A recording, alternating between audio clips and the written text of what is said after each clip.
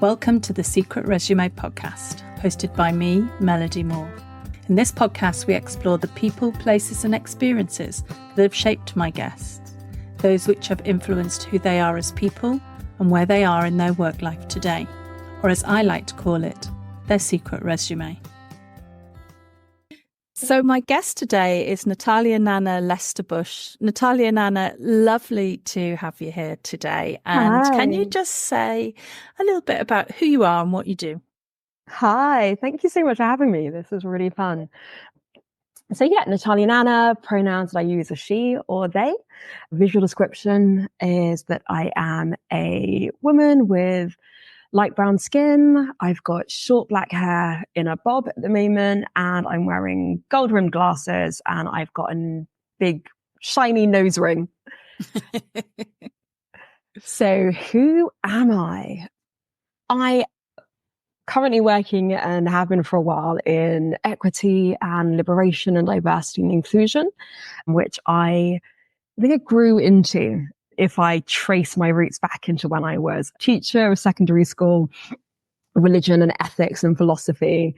I definitely brought in gender equity and global justice into a lot of way I taught and the schemes of work that I produced. So I can definitely trace the threads. And when I first graduated, it was just after the riots between racialized communities in Bradford and Oldham in the early noughties. And I was volunteering with a charity called the Anti-Racist Alliance, which is a grassroots local charity in Harrow, which is really active in supporting racialized communities and also doing art support and creator support, as well as giving legal advice to people seeking refugee status and also petitioning and lobbying for racial justice.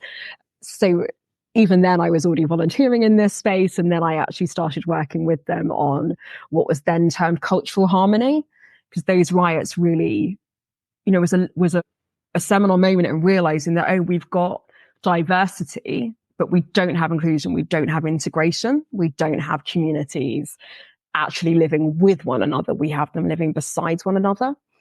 And then I sort of navigated into working as a teaching assistant with kids with severe learning challenges and physical disabilities. And then myself went into teaching. And now here I am, having then gone into charity work with a gender focus, and from working in gender in the international justice and international charity, then they really started a journey of looking at, okay, we're working on international justice, we're working in, areas which are torn by war and areas which have been devastated or impacted by environmental crises and earthquakes and disaster response, etc.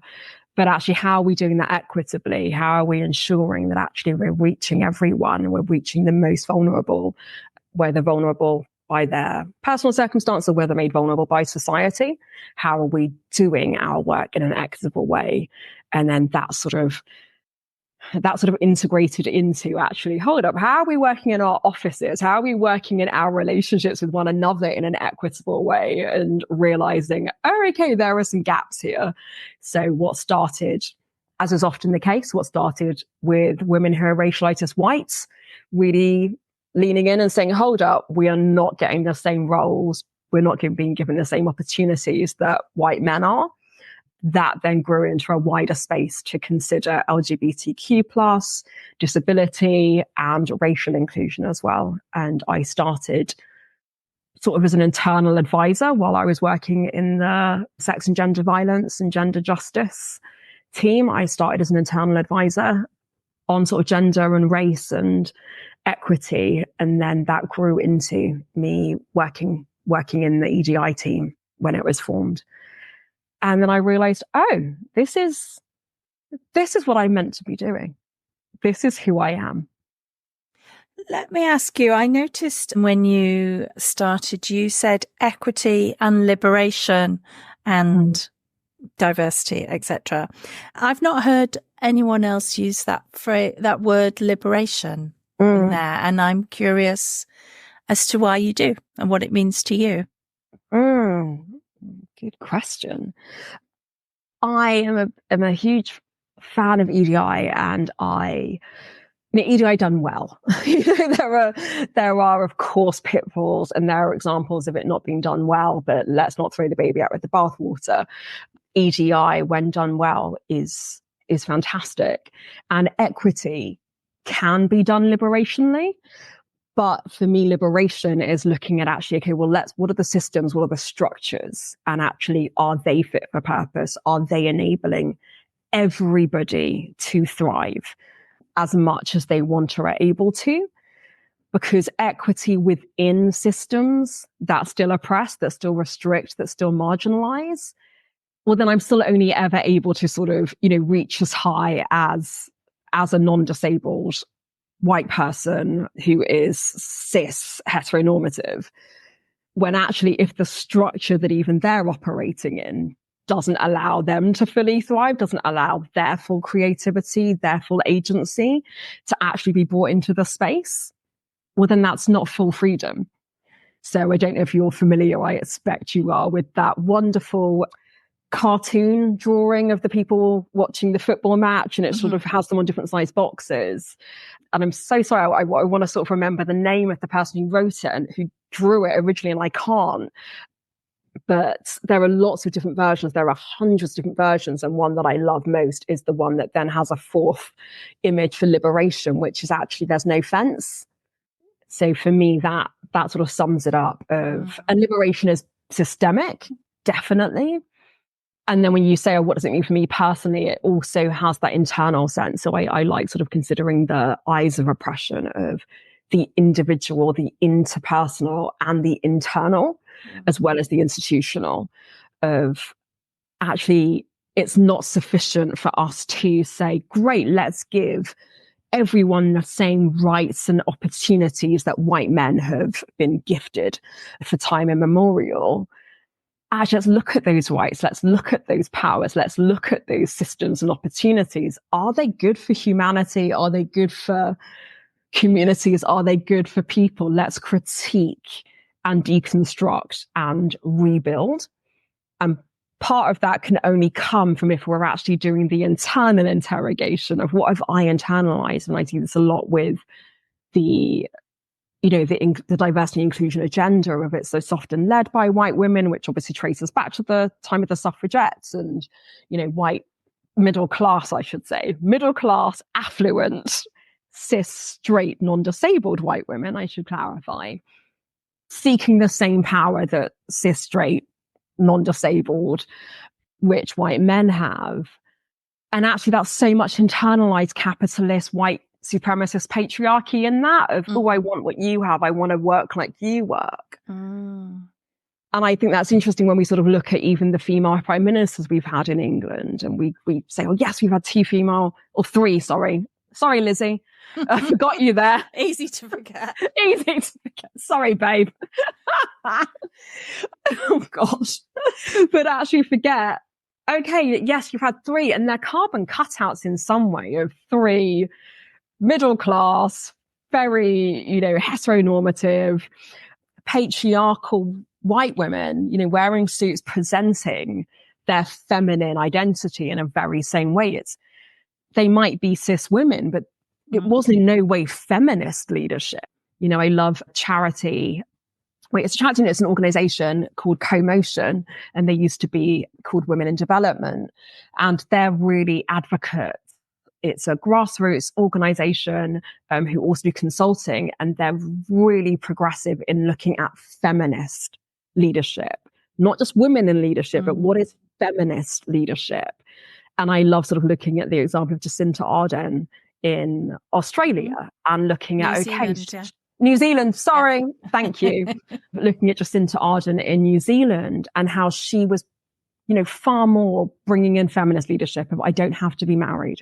I don't have to be perpetuating this heteronormative 2.4 marriage culture that every other sort of, female leader, well, not every, but the majority of white female leaders are perpetuating. And we see that's different when we look at, say, India and Bangladesh and looking at the women prime ministers and leaders that they've had. But yeah, that is my narrative storytelling answer of what liberation means. It's that sort of internal critiquing and looking at actually, why do I believe what I believe? Why do I want what I want? Yeah. I And love what are the it. structures that I'm trying to be part of? And are they even good for me and good for the world that I'm dreaming of for myself and for others? Yes. So I can see that has been a shift. I definitely sort of came into this work and thought, yes, like, we want equality. Then it was, oh, we want equity. And now I'm just thinking, actually, do I want to copy what you're doing? Because the world is on fire. And especially in our country, we have awfully unwell people physically and emotionally and mentally and socially. We are a country of unwellness and unhappiness. So actually, why would I want to be perpetuating and copying that? That's not freeing. That's not thriving. Let's question the systems, question the structures, and let's rewrite them and redraw the boundaries for ourselves and for our communities. Well, this makes me want to vote for you as Prime Minister even more. Before we came on, we were talking about politics, and I said to Natalia Nana that I would vote for her. I'm now doubling my vote after hearing that. It's made me think of two other things. One is my company's called Liberare, which is Italian for to free. Yeah. So I feel really passionately about helping people free themselves from the things that they've internalized, as you said. And then the third thing, I really feel that around, I'm 53 and I see a lot of women of my age leaving the workplace, as I did a couple of years ago, working for themselves because they don't want that bullshit anymore. And it's they don't want to interact with the sort of systems and the way of operating that you have to be in order to be successful. So when people ask about why are there not enough senior women in organizations, I think part of the answer is they're not willing to put up with the crap that you have to in order to be successful in today's organizations. And so I really hear you about challenging what it is that we're striving to. And it's not just about equity. It's about creating organizations in an environment that actually works for different people. Not that everyone has to kind of bend and twist themselves to fit into.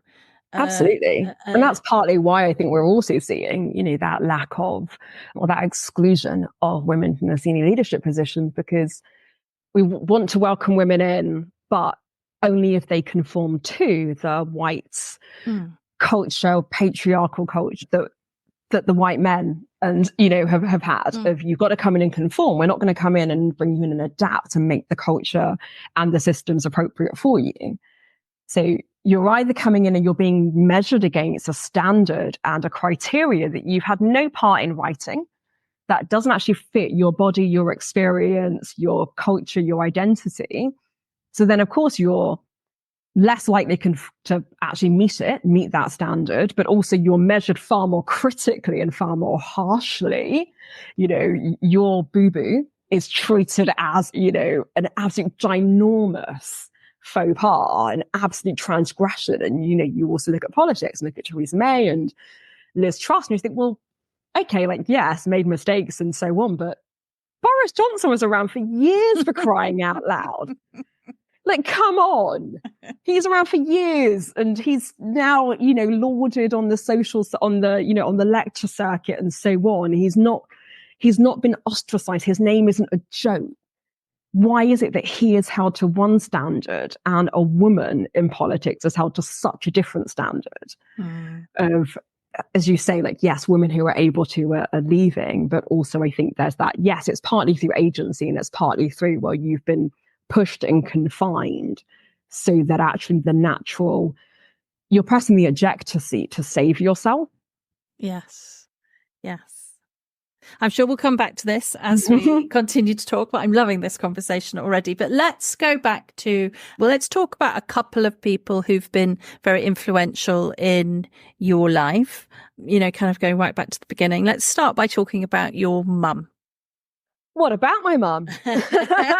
Whatever you want to tell us about your mum. Oh, my mum. Oh, gosh. I have really complex parents who are so multifaceted. I'm really, they're just really interesting people. I am very fortunate, and it's also been a challenge, not going to lie. If I have parents who are very individual. So my mum is a Black woman from Ghana who came to the UK when she was, I think, 16, maybe 14. She came when she was a teenager. She got, I think, a scholarship for school or something or other. Sorry, Mom, I'm totally messing up your biography here. You're going to need to get an official biographer because your daughter does not know anything clearly. But yeah, she came here for schooling here when she was 14. And it's really interesting hearing her talk about that and hearing her talk about her experiences and how people were surprised at, how, what they would term of, how good her English is and how, open quotes, well she spoke. And it's, well, of course, she's been to school. We have schools in Ghana. We have fantastic schools. But, the perception that sadly still persists that Africa is this monolith of poverty and nothing else, when in actual fact, you think of Kwame Nkrumah, the first president of Ghana, who was this amazing polymath, this incredible intellect, has studied in multiple countries, much as Mahatma Gandhi. But, that sort of perception that Mum had to face. And she does so with grace. She's very much a water off a duck's back, and nothing really, nothing sort of really stings her. She's incredibly gracious in pragmatism. She's incredibly understanding in an intellectual way of, well, that's why people would think that. So of course, that's how they behave. She really has this ability to understand and appreciate human psyche and cultural psyches of, well, of course, that's their experience. That's their lack of exposure to Blackness or Africanness. So therefore, that's how they would behave. And her understanding of that gives her an emotional protection. That means that she doesn't take it personally because she's able to see, oh, that's why they behave like that. And that's been really influential on me. I definitely noticed that I'm not as gracious in that. I still think, well, that behavior is not okay, so let's try and change that and take things a bit more sensitively than Mummy does. But I also have that I don't know if it's a skill or just a characteristic of, oh, when I understand something, I can accept it far more easily of, oh, okay, that's why you were thinking that, because this is your life experience, or this is your lived experience, or your community or cultural experience, your ethnic experience, your age experience. And for me, that's been so helpful in my equity and liberation work, because I can understand you, I can meet you there, but I then don't leave you there. For me, that's okay, I can meet you, I can understand that, and then let's put some breadcrumbs and see if we can lead you out of that, rather than that sort of acceptance that, okay, it's fine for you to be there because you are from a community where you don't have much experience to ethnically diverse exposure or ethnically diverse relationships. Okay, so how can we now lead you out of that way of thinking and lead you into a way of more diverse and inclusive thinking? And how can we piggyback on the diversity that you do have, of you have different relationships, different genders or ages, or maybe sexualities in your family? How can you use that as a connector and empathy bridge? How can you diversify what you watch on telly and things like that and not leave you there? So I can definitely credit Mum with part of that. And I know your question's about my mum, but my way of thinking is very much connective. And I think that might be partly due to my mixed heritage, that for me, there's this integration and diversity that is inbuilt. Also, I think it may be linked to my ADHD of making quick connections and bouncing around. So I know I have a narrative style, so I can talk about Mum and that. And then I also think, oh yeah, that links in also to Daddy. And the fact that I've got a white English father who's raised by an Edwardian Church of England vicar. Dad, so my grandfather, his dad, I should specify, who married a dark-skinned Black woman who raised mixed children and who talks about race. I've got a comfort talking about race from both of my parents of let's address the fact that you're brown and I'm white, you're brown and I'm Black, you're brown and every other person that you're interacting with in your day is white. the fact that we walk through the village, you're being asked. We grew up living in a village just outside of Reading, or maybe I should call it a town. I don't know. It seems small to me, but that's really because I was a child and was only allowed to go to the end of the street. I'm sure it was far bigger in reality. But, you know, I would be asked, oh, who's this? Is that your nanny? It's like, no, it's my mum. And, you know, have had experiences of people asking who my dad is. And I remember once my dad took me to Holland with him, and we stopped in a pub there for directions. It was in the evening, and it was what you'd call a sort of working man's pub. I walked in, I felt quite intimidated because it's just all these older men drinking and looking at us as the foreigners who have stepped into this community village pub. And then when we left, this man followed us out and grabbed my hand in the car park, terrifying me. And he asked me, what are you doing with this man? And it was so beautiful that he had come out to check why this 40-year-old man had this, 10, 12-year-old, 40-year-old white man had this young brown girl with him. And he obviously assumed that there might be a trafficking situation or a paedophilia situation going on. And it was terrifying for me because I'm like, this is my dad. And my dad showed our passports. Thankfully, we had the same names. So the guy was satisfied and apologetic. And my dad was really affirming to him and said, no, thank you. Like, that is exactly what I would want someone to do for my daughter if she was in that situation. And even at the time, I could realize, oh, that man's being kind. And even at the time, I could think, oh, I wonder if other men in that pub thought the same thing, that he's the one who actually did something. So, I can see that sort of tracing in now to my sort of how to stand up if you see a microaggression or if something's off key, how to actually be the one that gets up off their pub seat, leaves their pint and does something brave and scary. And anyway, that is my meandering response. You're going to have a lot of editing, sorry, but no, all of that to say is with my mum.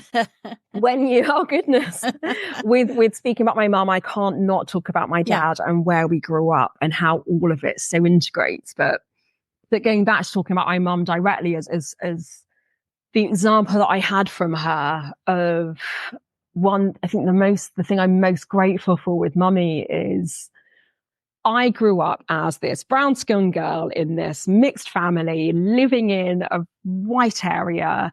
There was a couple over the road who were Asian, who we went and visited. And even at the age of, between 5 and 10 when we lived there, I knew that we were friends with them because they were also brown. I knew that it was, these are the neighbors that we can connect with. These are the neighbors who have a similar experience to us. These are the neighbors that you can just go in and talk real with. And I don't think we went into any other people's homes on the street. Dad, my dad's here. Dad, do you remember, did we visit any other families? Yeah.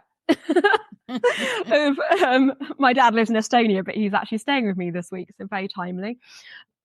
But even then, I knew that we had that anchor with them because of their racial identity, because of that connection of being on this road as, I think it's like maybe 30 houses on the street. So maybe 60 in total, 30 along. But what my mum gave me the gift of is that she had this diverse range of friends, ethnically diverse friends. And I say ethnically diverse because actually they were all professional women.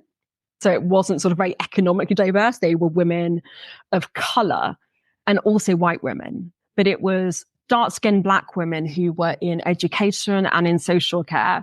It was an Asian woman who works in local government. It was dark-skinned Black woman who works in the local authority doing race relations. It was a white woman who works in, you're seeing a trend here of public sector service, who worked in the public sector. I grew up with that, of these women around the dinner table with my white dad and these Black, brown, white women who were professionals, who were in service to the community, but at a professional level, who were on advisory panels, who were advising local councils, who were slaying, to use a modern term for it. And I grew up with that example. That has been instrumental in ways that I will never be able to quantify and even identify, that I grew up with that being the norm. I grew up with something that was so rare and so precious, and too many girls with black and brown skin, and too many girls with pink skin don't have that example of women they can touch, women they can see, women they can say, oh, hey, you finished with your cup of tea? Women just chatting about work and family and life around the dinner table, showing them with skin on what this looks like. I rejoice and give thanks that little girls around the world and little boys have the example of Theresa May and Angela Merkel and Jacinda Ardern. But it also concerns me that, well, we're also seeing women leave the political sphere, leave the work sphere for the reasons that we talked about earlier, saying, nah. Did your parents, so your parents presumably were one of very few mixed race couples where you grew up. What was their experience, do you know, of that? Ooh, good question. I don't know much about that, actually. I think they probably protected me from that. I'll ask Daddy when I get off the call. What I do know is that it's, my parents' makeup is in the minority, mostly when you see interracial couples, black and white, but even actually when you see other inter-ethnic couples, interracial couples, it's normally a darker skinned man, a man of global majority identity, and a white woman. And there are lots of socioeconomic, sociological, historical reasons for that, why that is prevalent. And it's something that I have always grown up with a lens noticing, I think because of the fact that my parents buck the trend. It's something and I invite listeners and yourself to notice that. So often when you see films, when you see adverts, when you see that interracial representation, what you see is a white-skinned woman, a woman who's racialized as white, and a darker man. And actually, that's, there are lots of reasons for that, but it's something that I really lean away from and I'm quite tired of, because actually it contributes to Black women and brown women not being represented and being stereotyped, and particularly not being seen as the love interest, not being seen as the heroine, being seen as the heroine's best friend, either, or the wise counseling grandma, but actually not being seen as the romantic love interest. And that's, partly the reason why I think, we can celebrate Bridgerton season 2 and the fact that showcased darker skinned, it was so fantastic. They weren't just South Asian, they were darker skinned South Asian women being shown as the love interest. That was revolutionary. And to then actually have their culture be demonstrated, seeing them oil their hair and seeing them make chai was, it's historic. And of course, love Bridgerton, just generally. I'm going to ask you now. I know the reason for this term, but maybe some of my listeners will not work in the world of diversity and inclusion. Lots of different people listen to this podcast, but you use the term global majority. Now, can you just explain for people what that means? Because people may have seen it and thought, I don't really understand how that's used or why that's used. So can you just tell us a bit about that? Yes, gladly.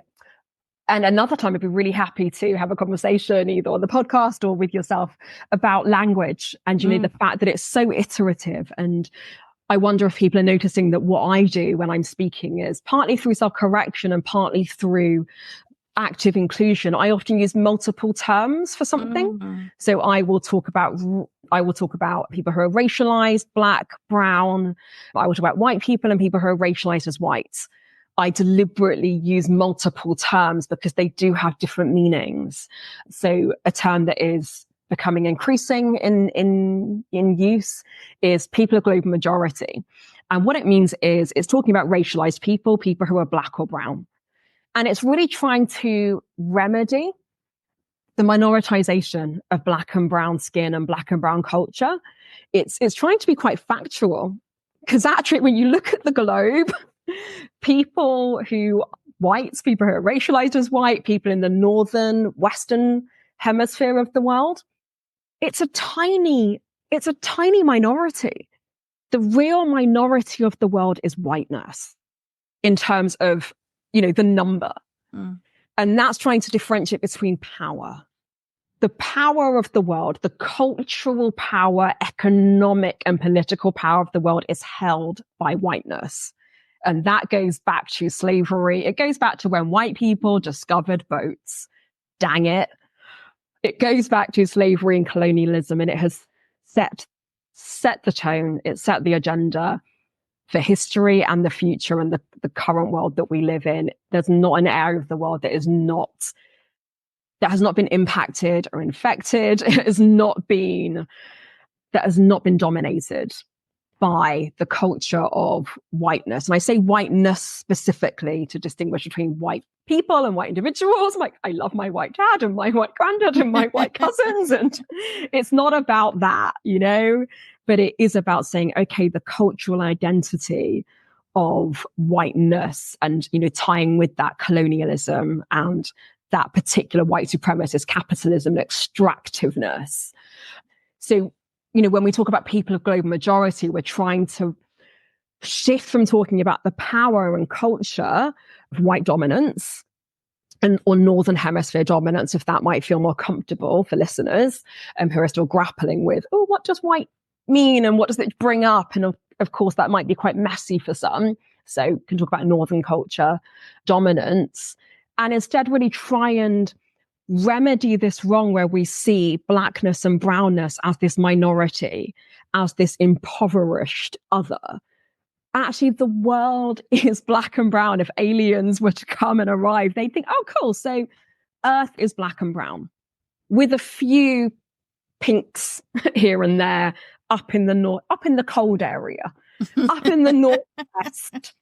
And because of boats, a few of them now are in the southeast as well. If we're looking at the map, flat, and I'm using the map that is, globally dominant, as opposed to a map that goes from east to west, which is just as valid, but has not been popularized because white culture, white dominance. So talking about people of global majority is really just trying to equalize that. In the UK, in the work that I'm doing, what I have advised, and the charity I work at the most is a heritage charity. And in looking at our racial equity work, I have advised that we use both, that we use the term people of color or people who are racially minoritized and people of global majority. Because I think it's important in the UK, in doing EDI work or in doing any work where you're talking about racialization and racial issues, I think it's important that we don't ignore the fact that we are a minority here. We're a minority in power. We're a minority in economic access. We are oppressed and marginalized. Not all, but if we're looking at the majority of people of color in the UK and how we are treated, how we are excluded, how we are discriminated against, we still see so much economic, political, educational, and workplace discrimination, as we do also for other groups. But the biggest disparity is when you look at race. So I think it's really important that we don't sort of use POGM, people of global majority, in a way that might sort of wash over the fact, erase the fact that we're still minoritized. We are still a minority. And I say minoritized in the way that gives it active. We are minoritized. We are not a global minority, but we're a minority here.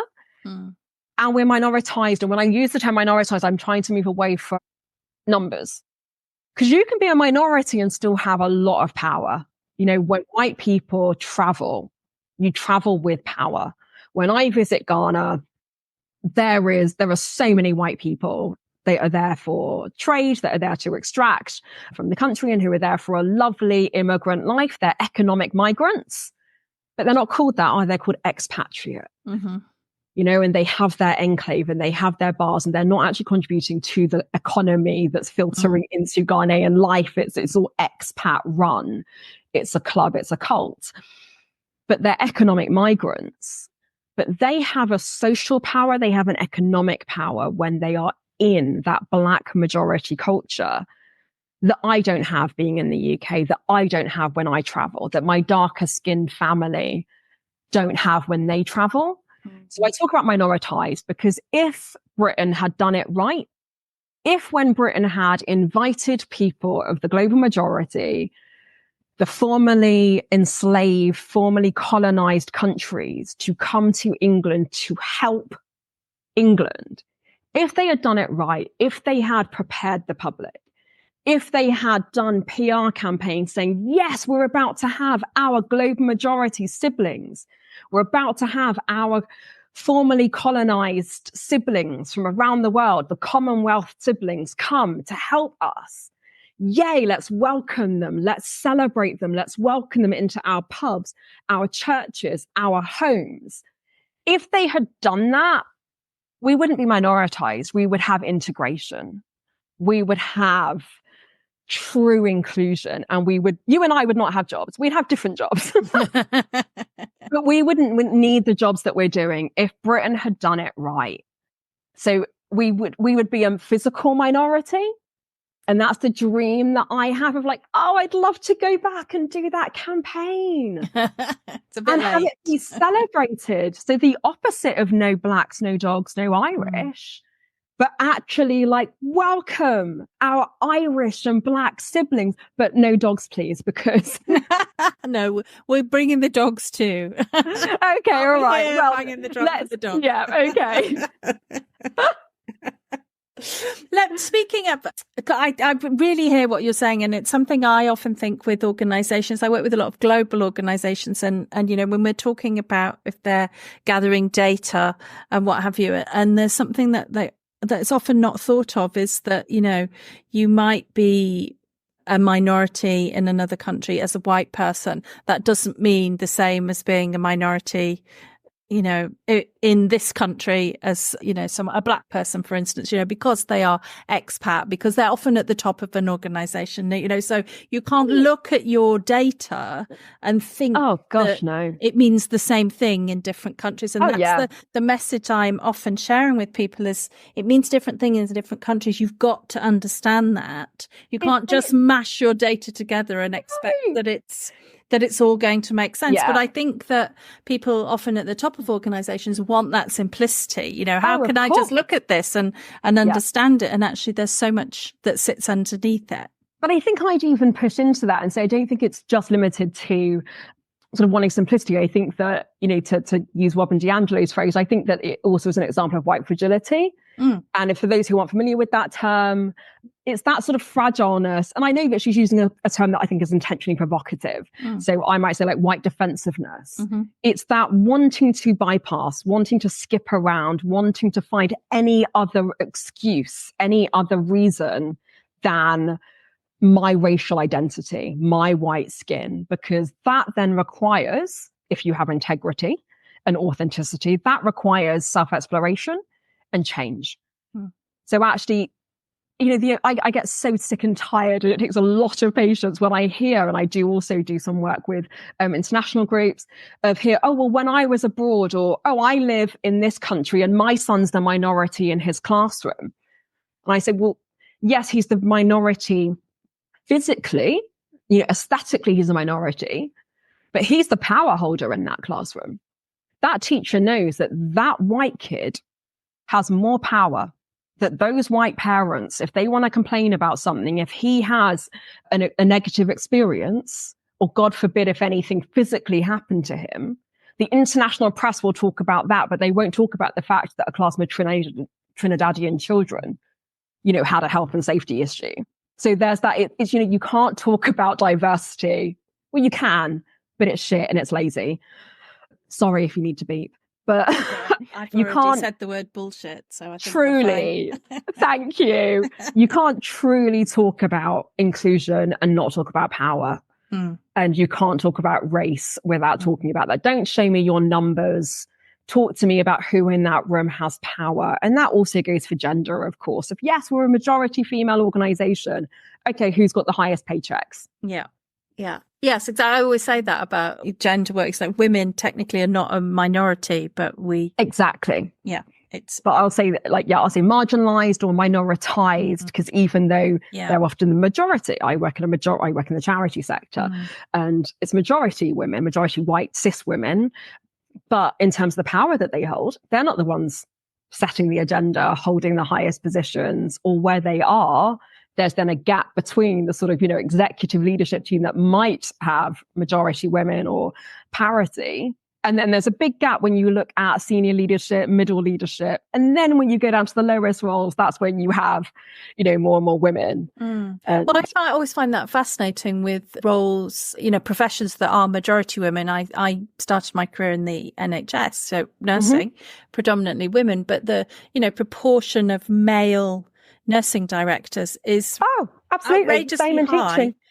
Compared to, a junior school teaching in particular, isn't it? There's so many more women in junior schools, but disproportionate number of male heads. Anyway, let me ask you let's go back to your story. We're talking about expats and moving, but you moved from somewhere just outside of Reading, where you were very much in the minority, to Harrow, which I think is where you currently live, which is much more racially diverse. Tell us a bit about that experience of moving from one place to another. Oh, goodness. Yeah, it was very different in so many metrics. Was the road that we lived on in just outside of Reading, as I say, sort of, actually, I visited there. I went back recently for the first time in probably a couple of decades, and realized I think it may be as few as sort of 15 streets, or 30 in total. So you knew everybody, and it was a close. So this real sense of safety in this very small world. And to then be in Harrow, I went from living at number 7 to living at number 114. I'd never been on a road that long. I didn't know roads came that long.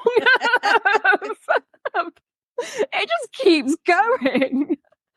Now I live at number 190. It's just, so there's definitely a physical growth with it as well, that my world was very small physically and relationally. My grandparents lived nearby. My granddad lived with us half the week and was another parent with us. To then being, independent, we were suddenly now 2.4. And I say that there wasn't a 0.4. No, it's two. It was 2 parents and 2 kids. We didn't have a half, a random pair of legs in the corner. Yeah. But we sort of became this, suddenly this nuclear unit, whereas we have been much more of an extended family. And I thought that in itself was interesting. My upbringing of it's my white Edwardian reverend grandfather who lived with us half the week, but I've grown up with that, actually what is much more of a culturally diverse norm, a global majority norm, to have extended family live with you. So I've really, again, going back to my mum and dad, before I do answer the question, I promise, and talk about Harrow, but I've been really rich in growing up with actually both sides of my family, which I suppose explains partly why my dad married a Black African woman, because his own internal culture matched. That I've grown up with both sides of my family, white English and Black African, and now African British, having that real integration of extended family. We've had my dad's nephew, my cousin, live with us when he was at uni in Reading. And I've had, my mum's, my African cousins, my Ghanaian cousins live with us when they came over and were at uni or doing training courses. And then it just, bust a myth, they went straight back to Ghana. I've had not 1, not 2, but 3 of my cousins or aunts and uncles from Ghana come over, do training courses. Actually, 5, I think, of those who didn't live with us. Every one of them has gone straight back to Ghana and said, hell no to living here. Actually, they have a higher quality of life in Ghana. They pay for my drinks when we go out there because they have much nicer houses and a lifestyle out there than the grind and the culture of work here is so not to their benefit, that even if they were to earn more economically in that pure economic metric, it's not worth it for them when you look at the other metrics of work-life balance and quality of work, quality of role, that they've all swiftly gone back to Ghana. But I share that as an example, just showing, it's really interesting that for both of my sides of my family, white and Black, it was common to have, what in England you call extended family, what from my identity we just call family, but to have those extended, non-direct 2.4 family, granddad, cousin, staying. and living with us. And it's lovely just sort of seeing that also. Now I rejoice in seeing that replicated with my cousins, who I visited Leeds recently, where my uncle lives, and saw my cousins. And it was just great seeing their babies being passed between different family members and going straight to an uncle and coming straight to me. And it's being really normalized. And they are mixed English and Norwegian. So again, seeing that that's a cultural value that we're clearly retaining. So I share that, just sort of that context of going from that. And we then retained that in Harrow. We did have my Ghanaian family come and stay when they were at uni, like come and stay in the spare room, one at a time, I should add. It wasn't total chaos. We're very privileged to have, we're privileged enough to have 3 bedrooms, or it was 4 in Reading. So, I appreciate that privilege that we've had to still have space whilst being able to invite others to come in and share that. But to go from that to then being I remember walking into primary school, or what was then called middle school in Harrow, and the class was so racially diverse. It was really weird. I mean, also it was much bigger than my school at Micklands in just outside of Reading. But there were, I remember, and I can still name names, I won't name names, but I remember, there was South Asian boy. I do remember your names. If you happen to be listening, boys from Pinner Park Middle School, circa 1991. I do remember every single one of your names. But yeah, there was Iraqi, there was Israeli, there was South Asian Indian, there was Chinese, and there was white English. There was Sri Lankan. It was incredible. There was an Iranian girl who I made friends with on my first day. She was seeking asylum in the country, and we bonded. She became my best friend there, Shabnam. So it's just this amazing melting pot. But you also had, there were also 2 white girls called Sarah. You also did have, and, white English girls as well, because it was a class of maybe 30. So it was much more mixed. You had that real wealth of diversity, and that spread became my norm. And there was that sense of exhale with it racially, but being in a bigger class then introduced me to different issues of friendships with girls that were much more complex. And it introduced me to racial dynamics that ironically I had been protected from. And I think maybe part of it is age. I can't put it all down to place or class size or diversity of races. I think partly it's age. It was that tweeny age where things start getting a little bit maybe bitchy, and you sort of draw some friendship lines, and you sort of do let's overhear a conversation where you're talking about someone.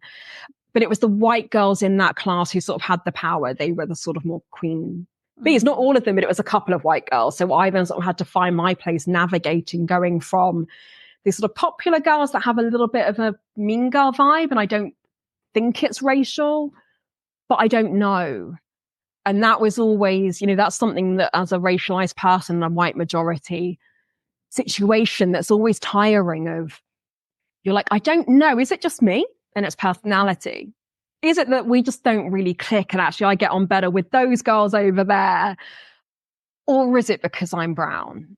Is it because I'm Black cultured of my brownness? Is it something of my culture that I'm bringing? It's that tiredness, and that, that never goes away. And that's where the work of white allyship, can come in and is helpful. So, a recent example, just thinking of allyship, is recently being in a shop in Hove with one of my white best friends. And the woman serving was so different with us.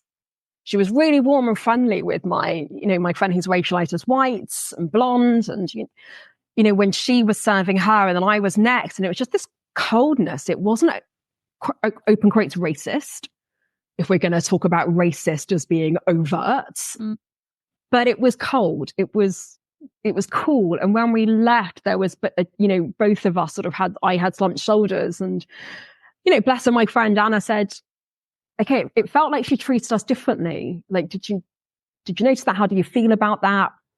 And she said, do you think it's because of our skin colors?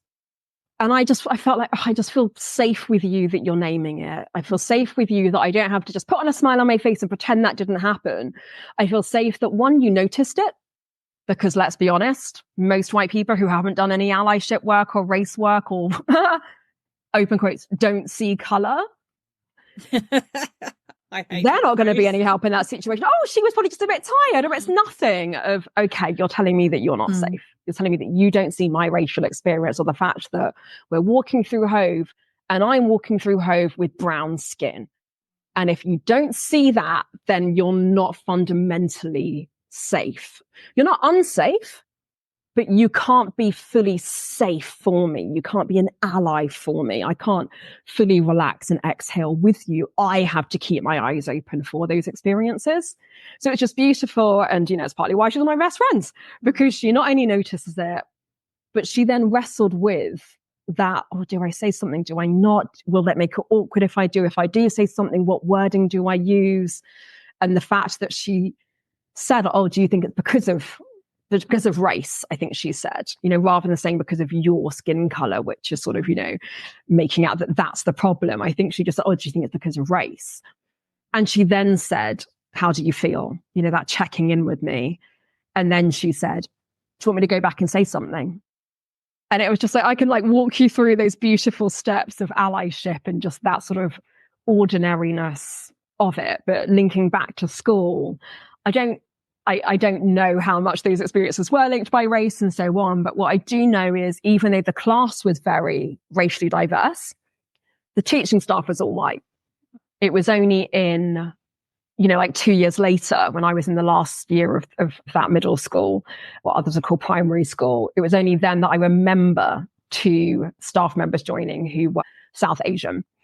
And I actively remember that. So there is still something of, even when you're represented in classing, as we mentioned, class dynamics, class representation and diversity, the teachers, the people you're being led by, the people who actually hold that, not just power in a sort of, I set the tone way, but also that cultural power, the cultural influence, even in an area that is incredibly ethnically diverse. Harrow is at the time was 50-50. I think now is more like 60 or 65, 35 majority world ethnicities, races, and white races and white ethnicities.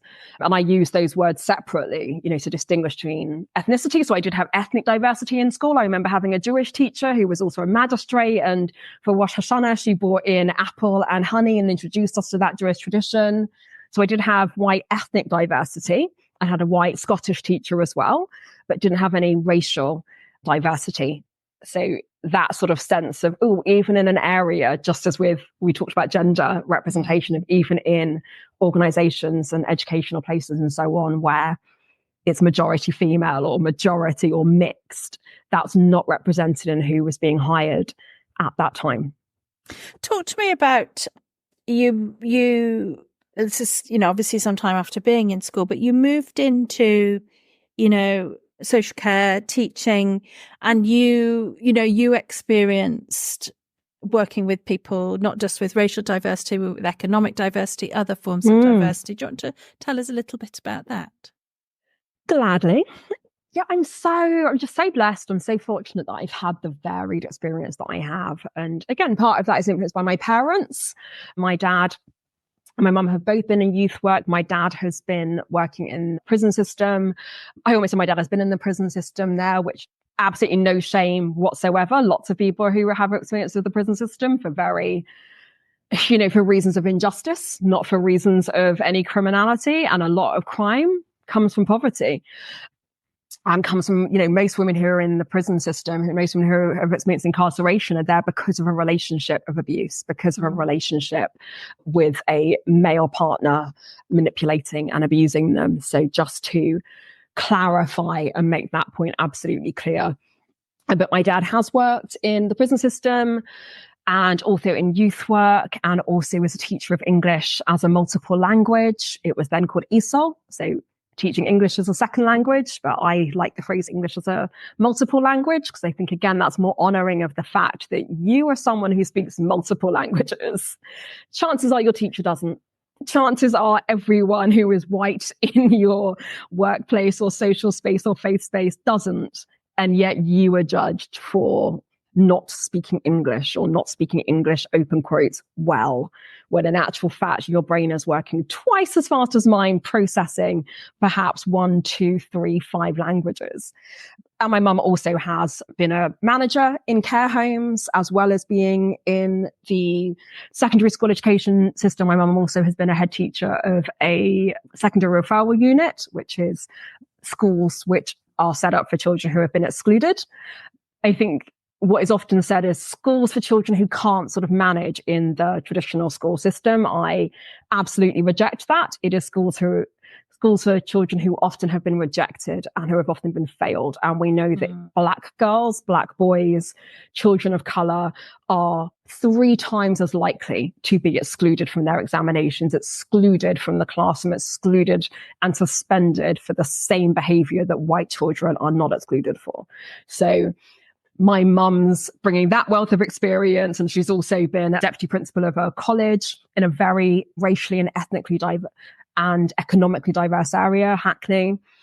So all of that you can see has sort of like set the trajectory for me then, sort of, tiptoeing into some of my parents' footsteps, as these are natural things to lean into. So I've been a shift manager in care homes, caring for children with behaviors and behavioral needs because of being taken out of their family situation or because of experiencing things in their family situation that have led to them having what we would call disruptive behavior because of what I would prefer to call because of them being emotionally dysregulated and psychologically traumatized, rather than focusing on the behavior that is, open quotes, antisocial and disruptive. Instead, I like to focus on the fact that these are children who have been traumatized, have been failed by society, have been impacted by things that they should not have had to experience. I've also worked in care homes with adults with complex physical and mental needs and developmental needs and conditions, and also in schools for children with severe learning and physical disabilities, as well as, what else have I done? Also youth work as well.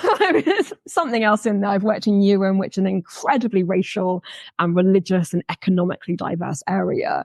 So all of that has given me so much rich life experience. And for me, that's given me so much empathy. And it's given me that real ability to see my privilege and how rare my life is, of actually to recognize that coming from a household where both parents have been to university and both parents have professional jobs is rare.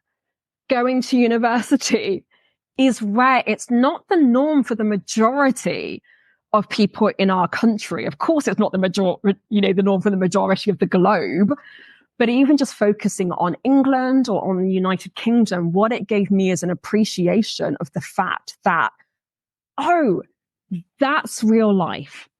Real life is actually grittier. Real life is actually far more complicated. Real life is actually impacted by systems that I am protected from because they work for me.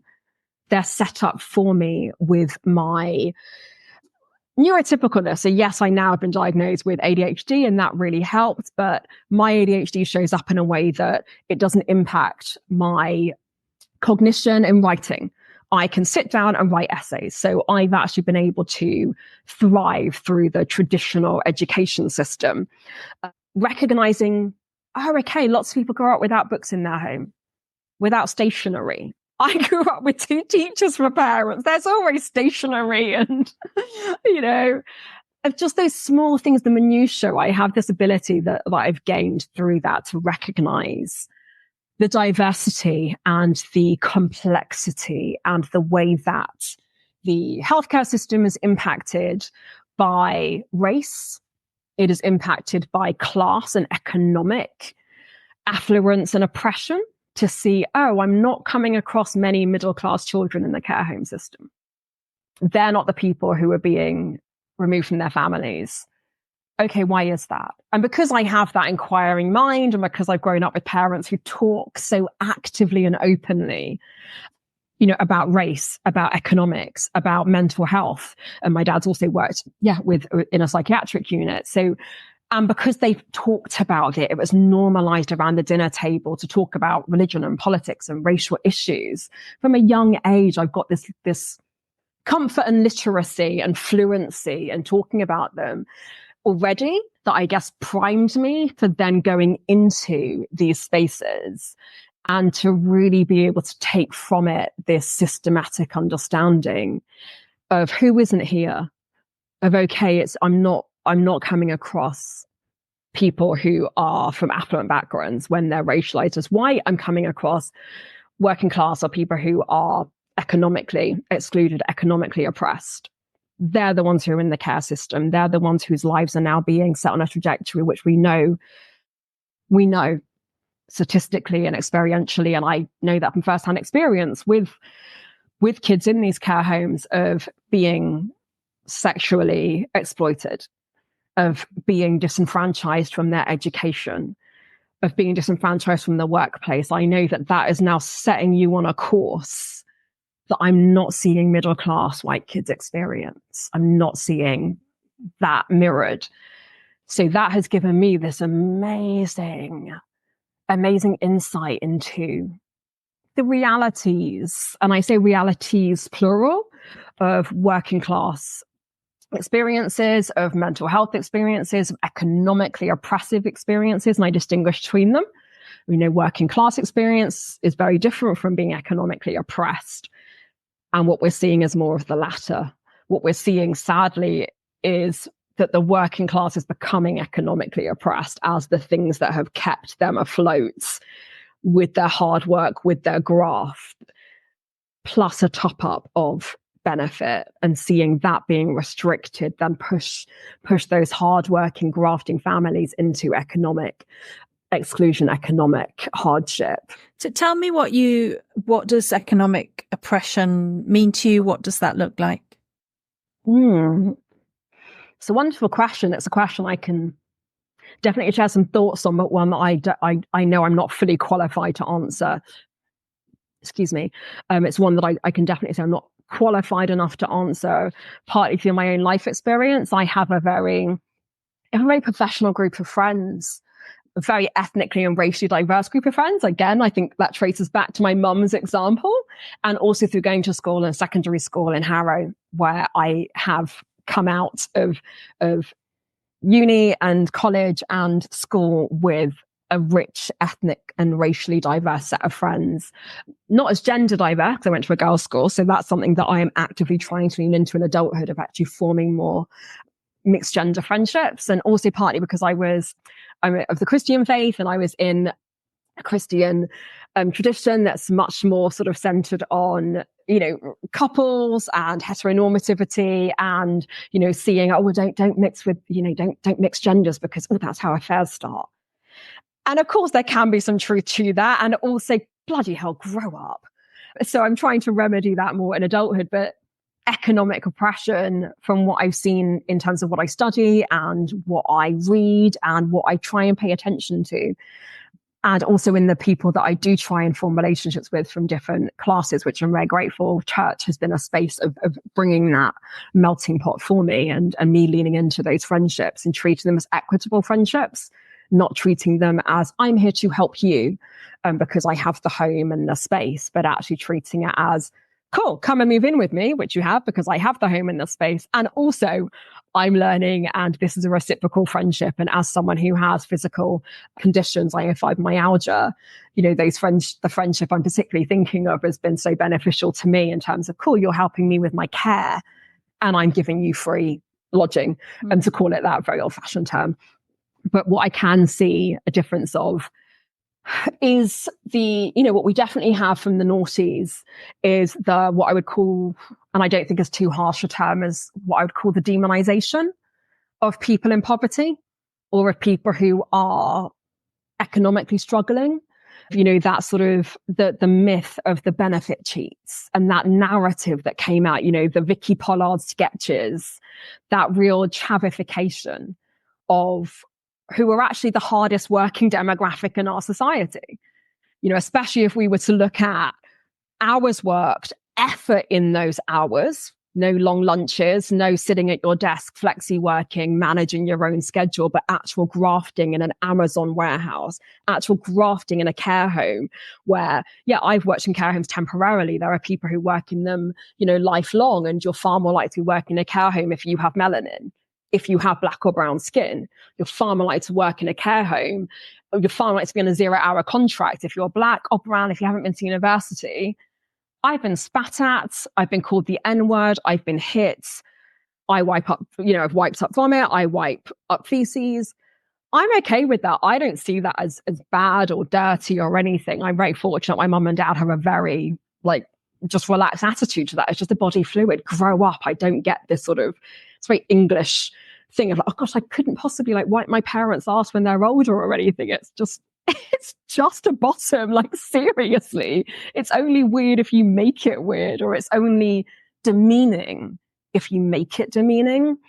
Quick shout out there to Sex and the City, the original series. What I love in the finale, I don't know if you ever watched it, but in the finale, there's a beautiful story with Miranda's character inviting her partner, her husband's mum, who is experiencing dementia following a stroke, into the family home. And there's an episode where she's bathing her.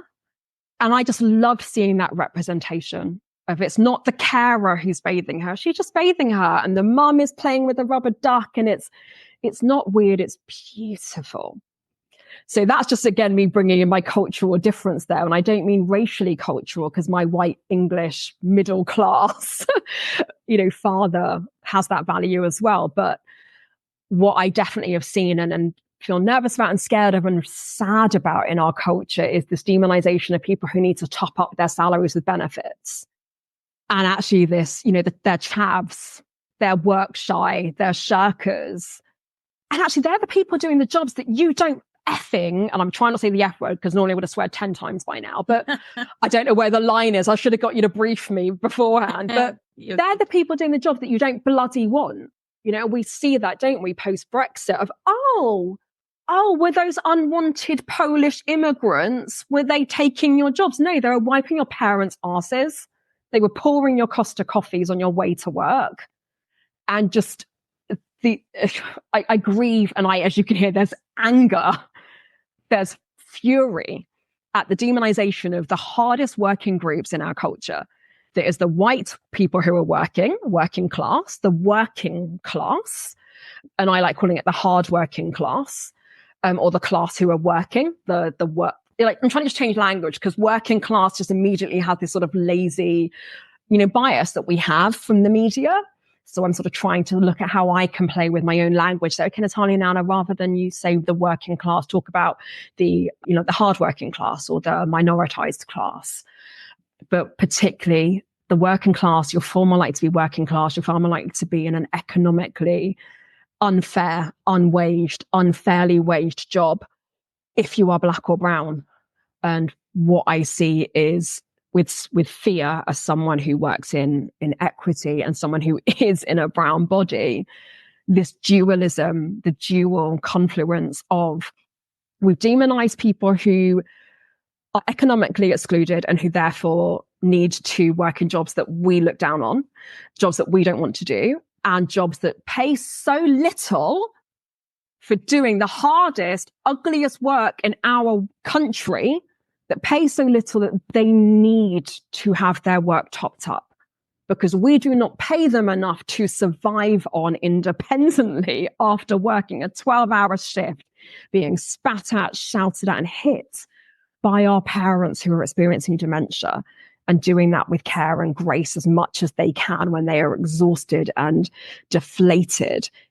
And to also see that we are now demonizing people of color. We are demonizing refugees. We are demonizing people who have migrated to this country, who, by the way, were happy in their countries until we often bombed them, or until we invited them to leave their countries and come over and help us. I know I'm on my soapbox. Sorry, I'll take it down a notch. But it scares me seeing that confluence, because we're seeing that racism increase, and we're seeing that if you're on benefits, you're lazy and you're not helping the country and you're a burden. We're seeing this dual narrative of those two come together. I don't want to use the word terrify because that would be an overstatement, but it really scares me. That really scares me for people who are hardworking and who are in need because of the systems that we have created that don't pay and don't value and don't give people in those situations the opportunities to, open quotes, work themselves out. You know, the myth of the meritocracy. That scares me. Sorry to end on a downer. No. But let's take things up in a more positive note then and talk about your granddad. You know, you talk about people who, you know, when I listen to you, I think, well, what can we do about this? How do we change people? I love your term you said earlier about breadcrumbs. How do you people out Hansel and Gretel style into a different way? Maybe I should use pebbles instead of breadcrumbs since we know how that ended up. Yeah, that's true. poor metaphor. Pebbles. Okay, pebbles. We'll scratch the breadcrumbs. But tell us about your granddad and what the changes you saw in him. Oh yeah. So as I said, my granddad was Edwardian. He's passed.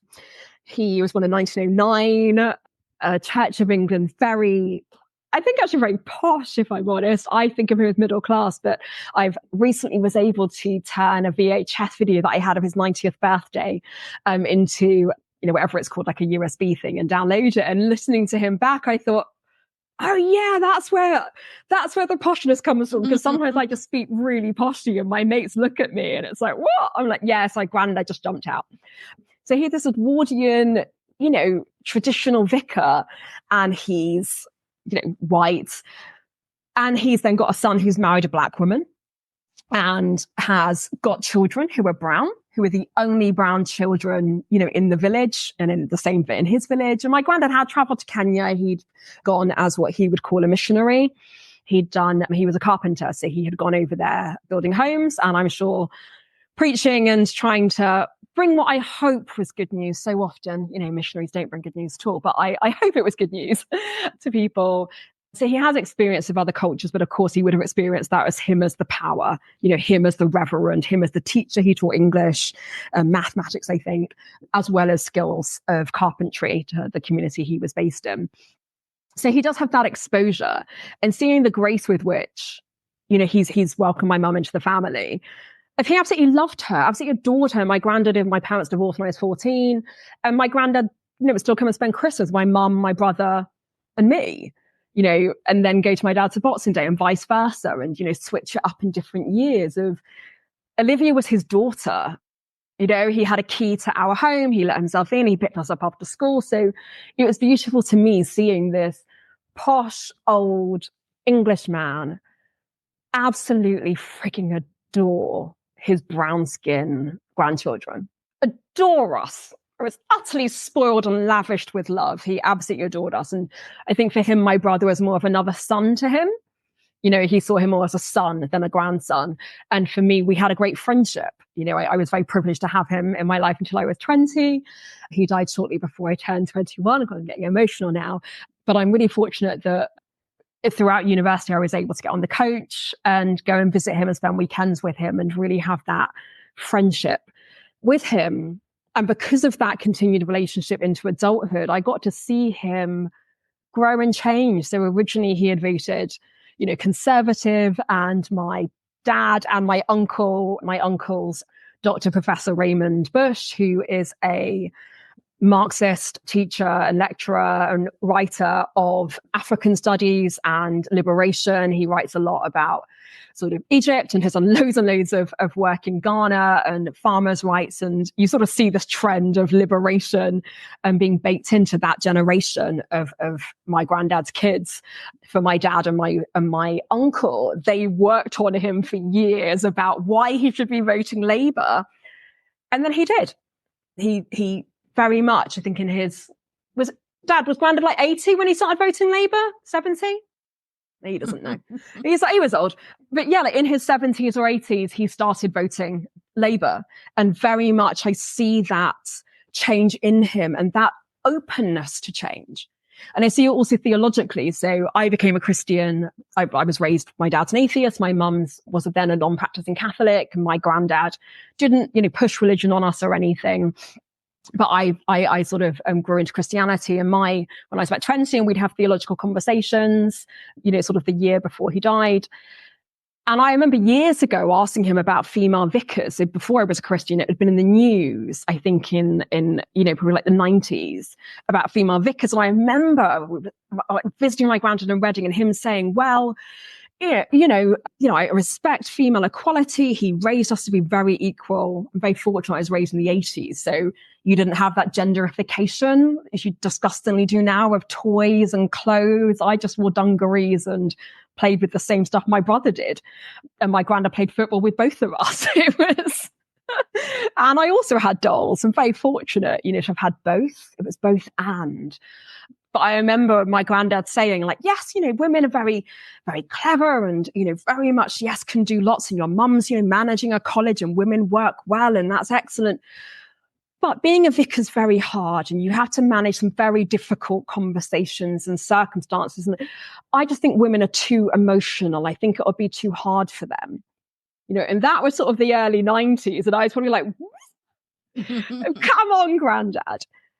And then I remember talking to him when we were having our theological chat, in like probably about 1999, and him saying, oh, no, I've seen some wonderful vicars, and I think that, like, female vicars, and I've heard some wonderful sermons, and I think that actually, it really just depends on your skills for the job. And, theologically, he was saying, God can call anybody, but I really just think that actually, yes, women can be brilliant as vicars, and it really just depends. And I use that example when I hear people say, oh, well, that's just the age they are, or, oh, that's just the time they're from. And I can feel actually there's a fire in my belly that comes from grief that then leads to anger. Often for me, they're two sides of the same coin. Grief puts a fire in my belly of, wow, you give them that get out of jail free card. You give them that pass. And actually, how much of it is you bypassing? How much of it is you not wanting to have those conversations? Because I've noticed that your gran doesn't use the N word. So actually, they're fine with that age group are fine with changing some language. My granddad told me, actually, he said when we were doing eeny, meeny, miny, mo, catch a tigger by the toe, it's my granddad who said, oh, when I was a boy, we used to say catch a nut, catch the N word by its toe. And he said, oh, but, we've just changed it. We didn't mean anything by it. We didn't know any better, but we've changed it. And now you say tigger. And that was sort of late 80s. He was telling me that. So all along, there's been these sort of moments of me just seeing granddad say, okay, yeah, you don't do that anymore, you do that. And I stress that he's an Edwardian Church of England establishment vicar who sent his first two children, he's had four, I think they both went to private school. He's not a liberal Marxist at all. He managed to raise one, yes, but he's not. So I do sort of push back and say, well, actually, and I often push back and I say, wait a second, this is also the generation that went through a war. They went through seeing, the rights for Jewish people and others, Gypsy, Roma, and disabled people coming through as we saw the extent of the Holocaust and how many Gypsy, Roma, people who were disabled, people who were gay, and Jewish people or Jews, however they, language which is most comfortable. I know that people prefer to have different preferences. So actually, you've gone through a time of seeing rights, seeing equality. You've watched on your television, Dr. Martin Luther King lead marches and lead protests. You've been in a country that has protested against South African apartheid. I grew up, with us not having Kit Kats and not having Satsumas, because at the time they came from South Africa.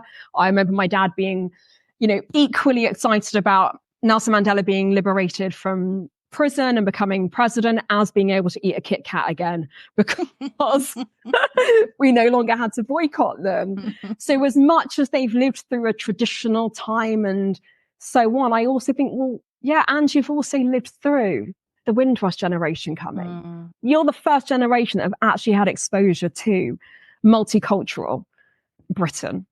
So actually, and also you're not now making the same sexist comments that you did. So why do we let it slide when they say language about race and ethnicity that isn't okay? Yeah.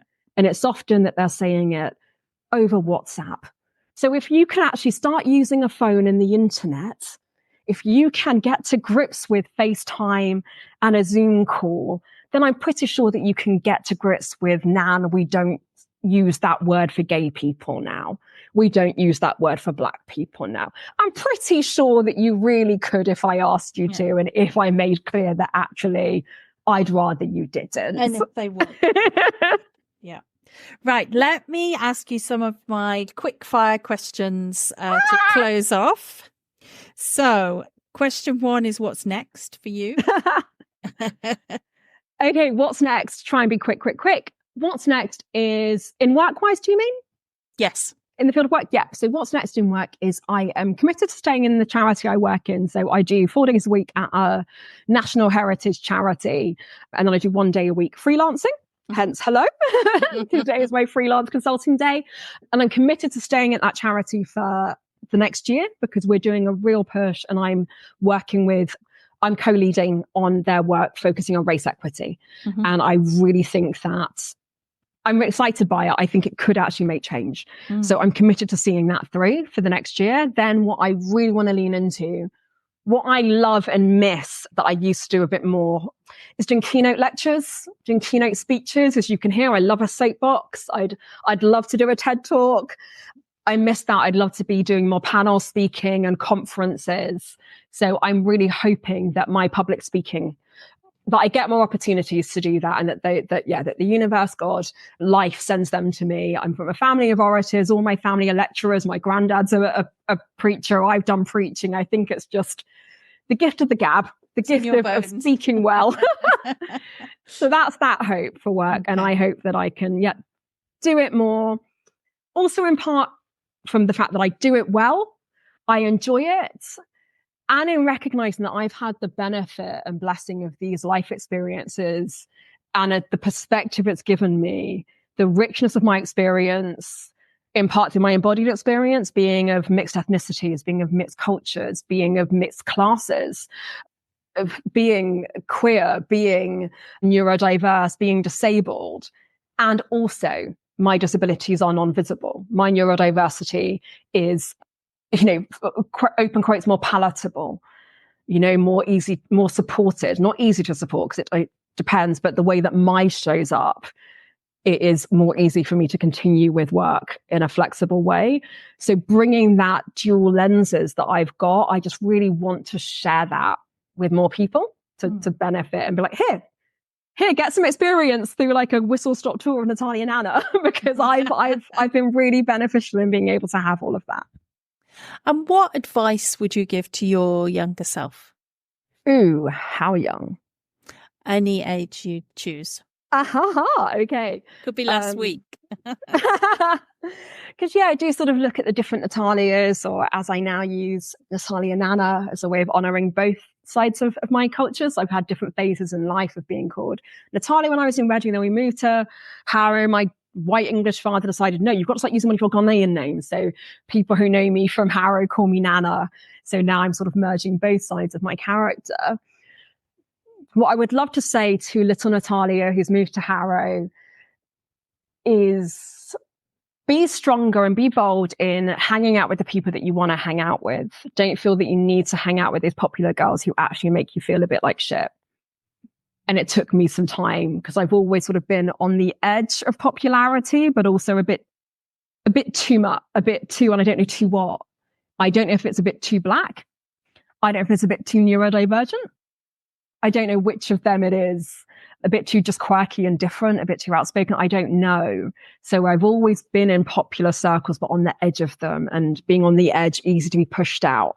And that meant that middle school and secondary school were very, very mixed emotionally, mentally for me, of not knowing, am I in the group today? Am I not? And that sort of colors it, when actually, when I've then moved into spaces of being with the girls in the sort of what you might call the next circle, not the fully popular girls, but cool enough and fun. They're not always in their books. They're also going out having fun, and we go ice skating for a birthday, and they also get their shit done and do their work.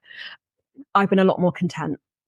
So I think I'd say that as advice for her. And then that, I'm sure, would feed through and what I'd love for more adult Natalia Nana is go to therapy sooner, because I started my therapeutic journey. I've actually done training in introduction to counselling courses and been a Samaritan volunteer. So therapeutic listening is something I've had a long interest in, but I only started receiving therapy when I became an EDI practitioner. And when it brought up for me a lot of stuff about identity. And I'm talking to people about race and ethnicity and gender and disability and sexuality and race and faith. Sorry, like, this is bringing up a lot of stuff for me that I've not grappled with. I deliberately have a Black female therapist so that there's that connectedness and shorthand and immediate psychological safety that I have with her, knowing that she will get some of my experiences without needing to explain them. So yeah, that would be my advice to younger Natalia Nana, as she was called then, and to Natalia Nana as an adult. What about books? I'm going to give you one book that you would recommend. Okay, well, I'm going to tell you now, I'm going to break the rules and not do that because I have two. I recommend the wonderful book, The Prophets by Khalil Gibran. My mum gave me my first copy of that, I think, when I was 16, which I still have. It's got highlighting and underlining, and then I go back and reread it, and it's just beautiful. And it's life advice and poetry and wisdom. And also, I would highly recommend the wonderful book by Patrice Cullors, An Abolitionist Handbook. My journey has gone from sort of, yes, we're in the system and the system's fine, and we tinker it, and what we want is inclusion in the system, linking back to our, opening conversation. And now I'm much more, I think, just by being more aware of how the system is innately racist, the system is innately sexist, the systems are innately ableist, and the systems are innately heteronormative. I think we need to dismantle them. And that's not to say get rid of the police and we have anarchy at all. But I love the premise behind when they say defund the police. It's a really crap term. What they actually mean is refund social care, refund mental health support, refund family, Sure Start, those sorts of interventions. Give some of the money that you're putting into policing into mental health. Most people who are in prison have got some form of mental health condition that's undiagnosed or diagnosed, but actually still imprisoned. So Patrice Cullors paints a wonderful picture of how we could do that, of putting dreaming into practice, of actual, what would abolition, and I'd probably say, like, what would de and reconstruction look like? What would dreaming in practice look like? Okay, final question. What would you have for a title for your story?